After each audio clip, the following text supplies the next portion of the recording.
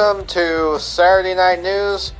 It is 5:30 p.m. here in the state of Missouri, and we have storms on both sides of the continent slamming into multiple states, including Texas, Louisiana, Hawaii, and areas of the Caribbean as well. Also tonight, major construction going on across the St. Louis area. I'll tell you where it's happening, how long it will last, what's being done, and what impacts it could have on your local commute. Also, new evidence of the ongoing liberal indoctrination in the public schools, what needs to be done about it, and what will happen if nothing is done about it. I'll tell you more in just a few seconds.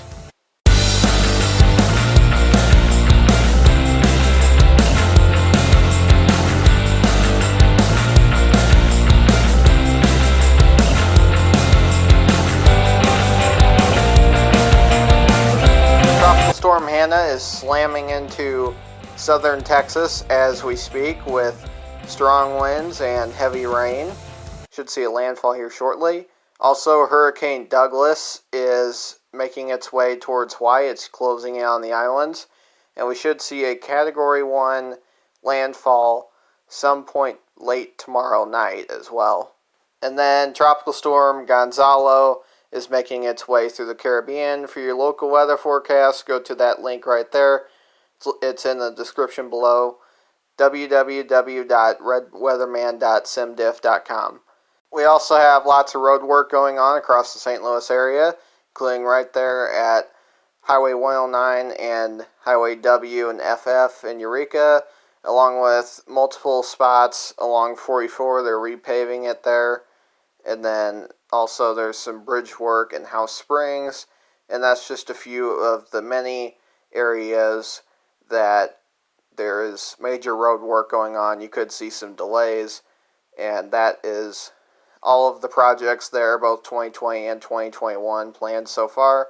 For the complete list, go to modot.org and click on St. Louis. Major League Baseball is firing up its season.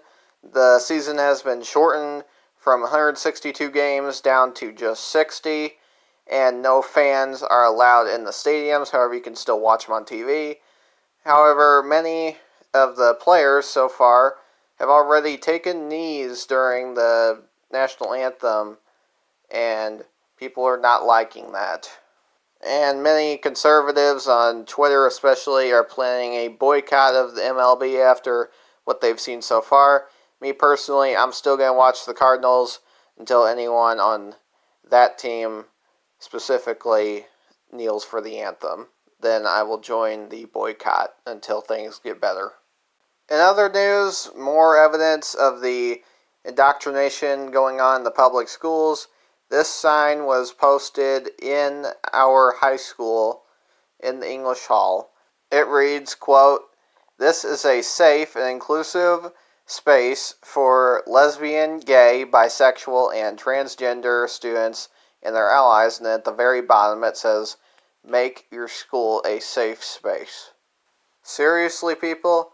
I mean, I consider myself fairly libertarian. I don't support the gay culture, but it's a free country. You can do what you want.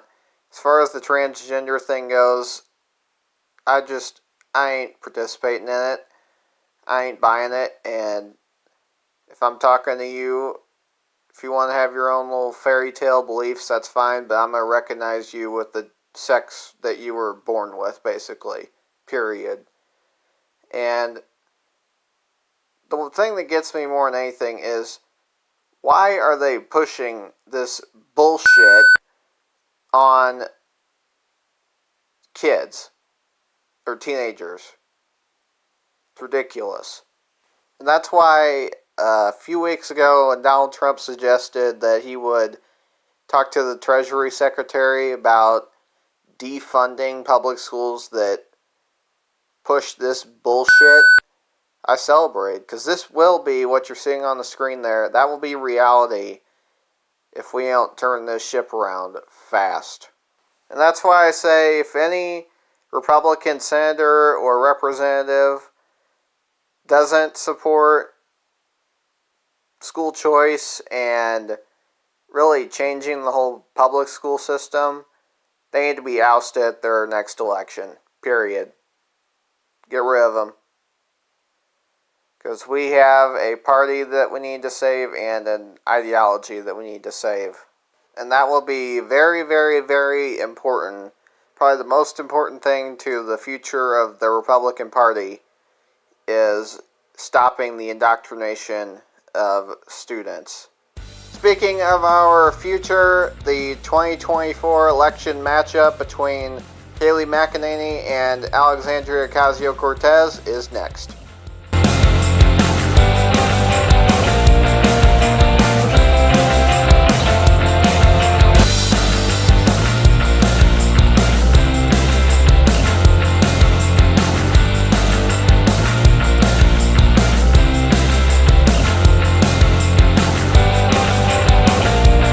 Welcome to the election matchup between Kayleigh McEnany and Alexandria Ocasio-Cortez. For some reason, YapMS, even though I typed in the other way, put McEnany Kayleigh for some reason. But that's besides the point. Here we go. And so, first off, I think that May at large would still go lean to Alexandria Ocasio-Cortez. Kayleigh McEnany would win mains first, and Kayleigh McEnany would win mains second, and then Alexandria Ocasio-Cortez would win mains first. I switched those two again on accident. New Hampshire, I think, would go likely. Much of the East Coast would be safe, solid blue. Some of those states might be a little bit closer, though, so I think Rhode Island, New Jersey, and Delaware could be, that's for sure. And then, obviously, Maryland and D.C. would be safe blue. Along with Virginia, there's a lot of Bernie bros down there. And then West Virginia would go safe to the Republican Party. Same thing down in South Carolina. Along with much of the South, Alabama, Mississippi, Louisiana, Arkansas, Missouri, Kansas, Oklahoma. I didn't mean to put Ohio there just yet. Indiana, Kentucky, Tennessee. You get the point. Up there as well. All the safe red states. And then most of Nebraska except for Nebraska's 2nd district. And obviously much of the West Coast would be safe blue, except for Oregon, I think would be just a little bit closer, but still it would go to AOC. Alaska obviously would be safe red, and then Hawaii would be safe blue. And then up in the Midwestern states, up in the Rust Belt, I think that Kayleigh McEnany would win Pennsylvania, likely. I think that Alexandria Ocasio-Cortez would do... Michigan would probably be the closest state. However, Kayleigh McEnany would still win all of those states fairly easily. North Carolina would go to the Republican Party, just barely. There, Georgia would go likely, lean. Same thing down in Florida. A lot of Bernie bros in the Atlanta metro area that would come out for AOC. Same thing in the big cities down in Texas. That would make it likely again, like it was in 2016. Colorado would go likely to AOC. I think it would be a likely blue state by then. New Mexico will be likely blue. Arizona, I think there's enough Bernie bros in the Phoenix metro area that they would be able to flip the state in 2024. And then the same thing in Nevada. AOC would just barely pull it off using the Las Vegas area. And then one last spot, Nebraska 2nd, would go lean to Kayleigh McEnany. Whoops, I didn't mean to do that. And then Nebraska at large is still safe.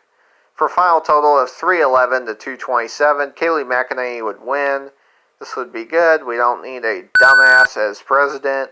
So I'd much rather have Kayleigh McEnany than Alexandria Ocasio-Cortez. So that's all. I hope you enjoyed this little news show that I'm doing. I'll be doing another episode next week if it does decently well.